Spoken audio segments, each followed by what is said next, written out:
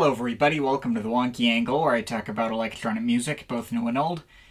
And today I'm talking about the new album from Solarstone, Island. Okay, Solarstone, Rich Mowat, or however you say that, sorry. This is a pretty well-respected name in the trance world. I'd been getting plenty of requests over the years to cover him in some regard, given how I've pretty extensively covered lots of other names in his trance circles that are more popular than him. I'm even told he was one name that dodged that whole period from 2012 to 2015 where all the big commercial trance artists fell off at once. I was kind of skeptical about that one. I was going to have to evaluate that for myself. The only previous history I have with him is that many years ago I got one track from an iTunes Essentials playlist when I was in high school called 7 Cities, Stone's Atlantis Mix. I definitely remember that track being really uplifting and really enjoying it at the time, though I never bothered to look into him more closely until now. I was kind of planning on sticking his big triple album from last year, One, in the next Some Stuff I Missed, since so many people had been requesting me to cover it. But I clicked around and randomly found on accident, oh, he's going to be releasing this new album, which literally just dropped yesterday, by the way. So I figured this was a better opportunity to catch myself up. Why the hell not? So I made sure to sit through all his previous studio albums, and here's my thoughts on his discography so far. This is a double album compilation from the days in which Solarstone was a duo, including Andy Burry, and in the case of their first two singles, also a third member, Sam Tierney, spanning a full decade of work from 1996 to 2006. This project is well over 2 hours, but I sat through all of it, and I actually really enjoyed myself pretty much from front to back. There may be a few clunker tracks here and there, some down-tempo cuts on the more generic side, the weirdly maybe suicidal bend to the lyrics on Jump the Next Train that felt pretty out of place, and I could also do without the creepy breathing noises on I Want You. But that accounts for like 4 tracks out of 27, which those even aren't that bad. And the rest of this is rock solid. I actually did not feel the length on this one at all, or felt like it ever got too samey or boring. These tracks segue together well, but still all have their own identity. As far as late 90s, early 2000s trance, you don't get any more directly up my usual alley than this. Tons of chill grooves that don't ever feel too commercial or sacrifice danceability. This was just great. I can hang on to the whole thing. Okay, so this is the first Solarstone album as a Rich Mowat solo project, and it's cool, I guess. Perfectly fine for what it is, well-produced, well-constructed commercial trance, but doesn't really stick out to me as anything special, unfortunately. Getting above and beyond group therapy vibes out of this one, if I'm being honest. Okay, this was better. Still not back on the level of Anthology One, could be a little spotty, and I was not a fan of the vocal appearances from Bill McGruddy, but this one did put most of its focus on the actual trance grooves and atmosphere, still fairly commercial, but a bit less so than the last one. Also, there's a little hint of drum and bass and some breakbeat type stuff too. The title track has the exact same drum break as the hybrid track Empire, which is not a complaint, that was a banger. But yeah, this was cool. Alright, this was the one I was worried about, because this was right after Paul Van Dyk put out easily his worst album, Evolution, and this was shortly before all the other biggest names in trance would also put out their flat and trendy disappointments. This was the one album from Solarstone that was in that period. So I geared myself up for our prototypical sellout, but actually this was even a little less commercial than the last two. I mean, barely. It's still, like, on the level of something like Above and Beyond's Tri-State, but he's still sticking firmly to his lane and style and doing his best to put out solid trance music in its purest form, hence the title. I mean, the pretense of being pure trance means there's not a ton of variety, it's all extremely straightforward with no risks or none agreeable sounds, but it's all very good for what it is. Much more consistent than Touchstone, and I didn't even feel like it overstayed its welcome like Tri-State did either. Not the most interesting stuff I've ever heard, but definitely enjoyed it all the same. Okay, this is a series of 3 albums titled with Morse Code numbers, each released a year apart from each other and packaged together as this triple album last year. Nothing's fundamentally changed here. Lots of well-crafted propulsive trance grooves and vocal appearances that maybe can be a little hit and miss sometimes. Shockingly, over 2.5 hours of this guy with about as much variety as pure turned out to be a bit much, to say the least. Would not recommend going through in one sitting, but it's just about as good as everything else he's done. Pink album's solid, blue album's fine, yellow album is easily the best of the three. Which brings us to here. So, most of Solarstone's albums sound pretty much the exact same and stick to lots of tried and true trance formulas that I've heard lots of stuff like before. I think Anthology One was the only one I would qualify as properly great, but none of the other ones were remotely bad. Rainstar's Eternal was probably my least favorite, but I'm not even sure how much of that is just due to coming after easily the most interesting and dimensional project I heard under this name. Even if only one of these was great, all the others were still good. As formulaic as Solarstone can be, for whatever reason I did not get the same feeling I got when I sat through Armin van Buuren's first 5 albums all those years ago, and just felt like all of these same ideas were getting totally played out and like he was lazily copy-pasting himself.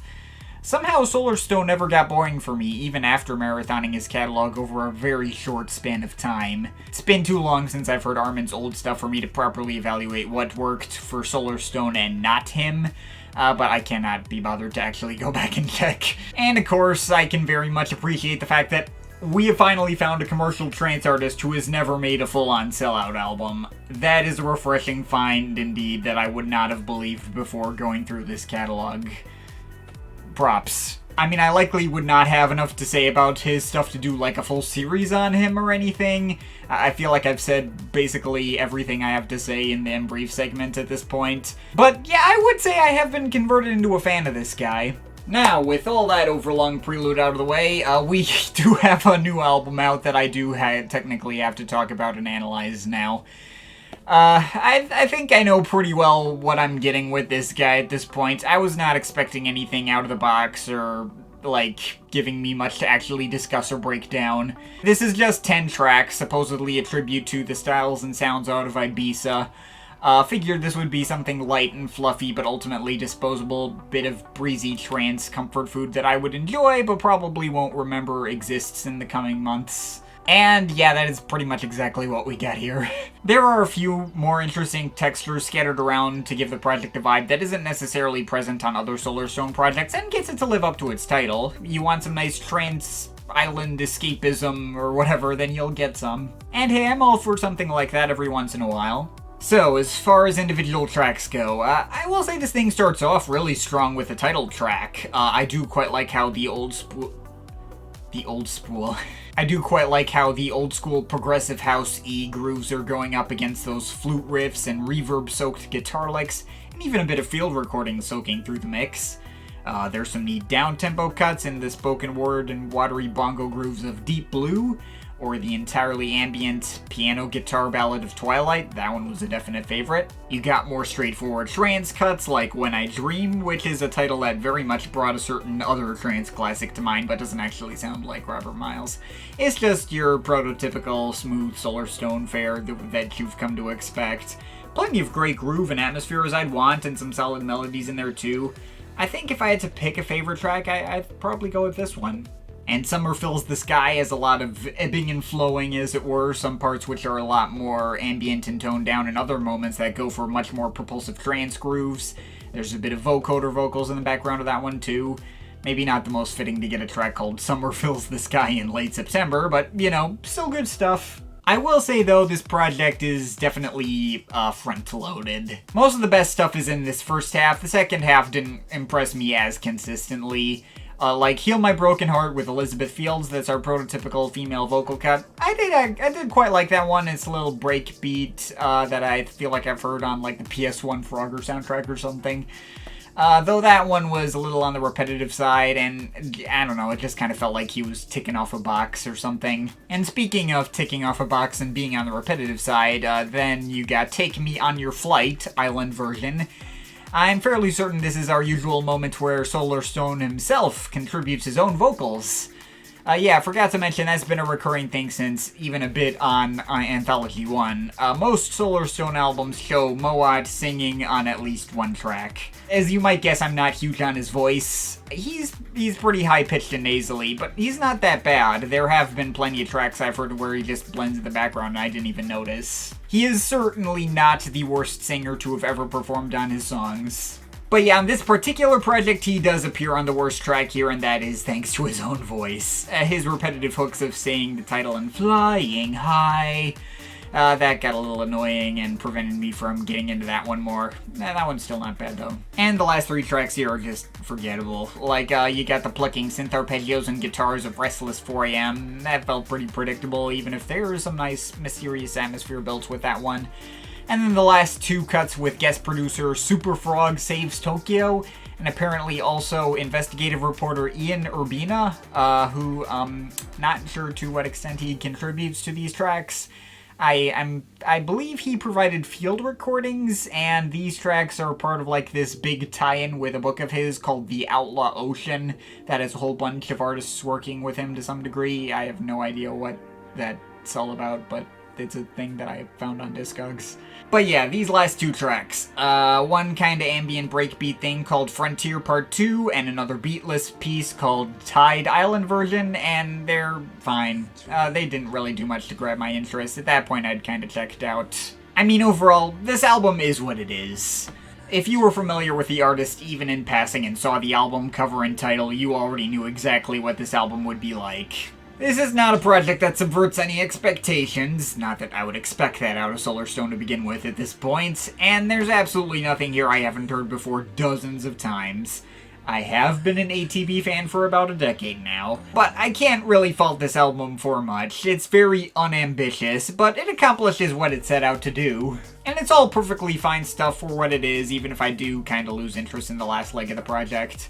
So take that all as you will. As I kind of suspected before listening, I'm not going to remember this exists long term beyond whatever I decide to include in this video, but I did generally enjoy the whole thing, so yeah, I can give it a pass. We all could use a moment of respite like this, and Solarstone does as good a job as any providing me with that.